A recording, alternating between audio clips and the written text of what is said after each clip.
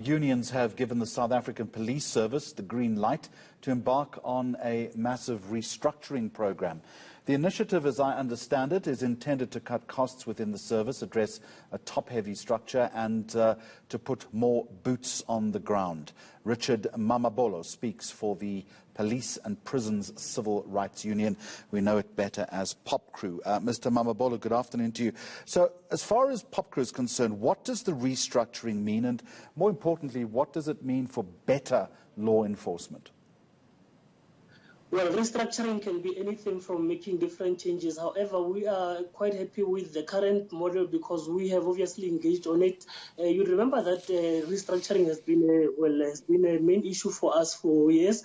And just earlier this year, the SAPS did try to restructure, but not in the manner that we think would obviously be in the best interest of the SAPS. We think it's quite good because, you know, for over the years, we've had a lot of deputy national commissioners, and this time around, we've moved from 6 to 3. So that means that it will bring more focus on the core function of the SAPS, meaning policing, detection and support. That is what we've always wanted. We think that the fact that we've been complaining about the bloated management, the duplication of roles, and of course the infighting that has been happening within the SAPS at those levels would obviously, it would obviously have a better impact in ensuring that we get all those people out of their offices and of course ensure that they come to the ground where crime is actually happening, because part of the budget, a huge chunk of... Now finish your thought. A huge chunk of the budget was going into the national and provincial offices whilst police stations remain challenged. So to simplify it, it's less managers, it's essentially more constables on the streets, more visible policing, which is a good thing. But are you absolutely convinced that this is going to happen timelessly? Is there a plan in place to make the second phase happen?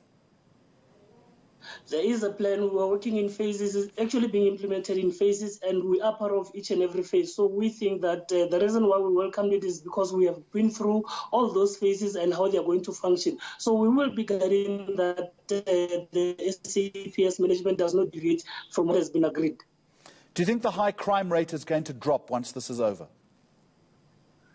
Look, the fact that we're going to get people out of offices onto the ground means that there will be more police visibility. And of course, there would be sufficient resources, even though not enough, but there would definitely be resources going to ensure that the uneven allocation of resources that we've been complaining about gets improved. However, there will still be more challenges, but however, we think this is the right way to go for now in the short term.